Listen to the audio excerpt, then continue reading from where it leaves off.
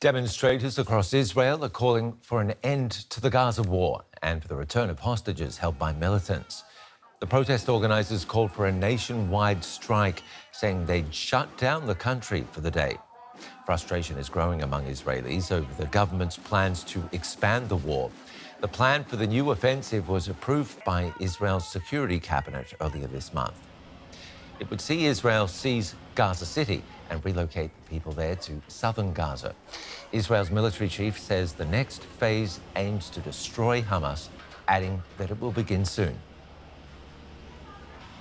Our correspondent Emily Gordine is in Tel Aviv and has more on the protesters' demands.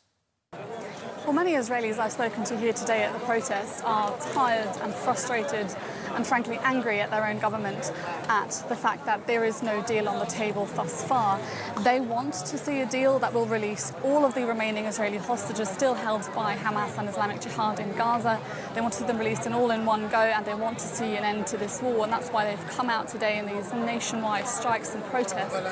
Now, even though the Histadrut, the biggest Israeli labour union, didn't join the strikes, it did support its members in participating in the protests. And so how did we see this day unfold? Well, we saw dozens, hundreds of protesters blocking streets across the country. Mainly, we saw the main street between Tel Aviv and Jerusalem blocked by protesters. We saw the streets leading to the IDF headquarters in Tel Aviv blocked. We saw, in some cases, protesters clashing even with police. Over 30 protesters have reportedly been arrested by police. Among those demonstrating were, of course, also hostages that were released in the past, but also families, of course, family members of those still held in Gaza. Some demonstrated in front of the houses of ministers. Now, you might wonder, how did the government respond to all of this? Well, in fact, there was quite heavy criticism, most notably from the Prime Minister himself, but also by some of his government ministers, such as Itamar Ben-Gvir, the National Security Minister, who essentially accused the protesters of playing into the hands of Hamas with their actions. Now, confronted with this kind of criticism here, protesters essentially said that it confirms what they believe, that is, that this government is not acting in their interests. And it raises their fears even more that with the expansion of the war, these plans, that they are willingly risking the lives of the hostages that still remain in Gaza. DW's Emily Gordine in Tel Aviv. Maya Savir is Israel's country director for Search for Common Ground, an international organization dedicated to building peace building. She joins us now from Tel Aviv. Good to have you with us. Now, the country is to be brought to a standstill, according to the organizers. What is planned, do you know? Thank you. It's just 12 o'clock, it's midday, and all of the major highways in the country are blocked.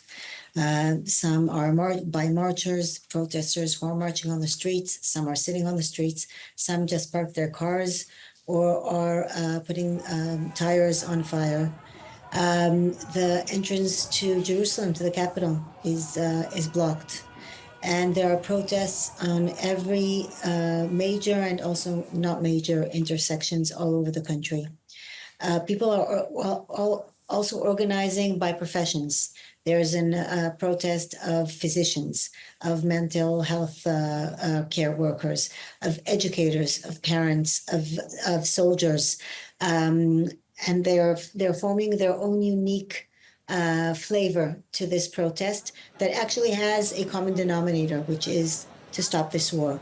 And maybe this is a good time to add that it's very consistently for over 13 months, the vast majority of Israelis have been calling for this war to end.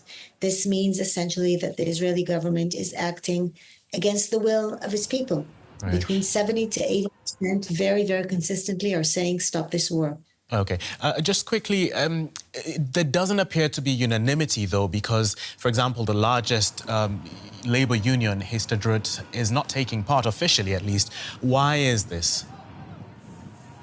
Well, the politics behind this are a little bit complicated. So I think what they did, I'm actually very disappointed about that. But what they did, along with many other large organizations in the country or in financial organizations, did not declare that they are on strike, but they sort of winked at the employees, telling them you could do whatever your conscience tells you to do. So what we are seeing is actually a protest by the masses. Although many of the larger financial companies are not taking part of it, the workers are. Okay. Freddie, we've run out of time. Maya Savir in Tel Aviv, thank you very much for speaking to us. Thank you.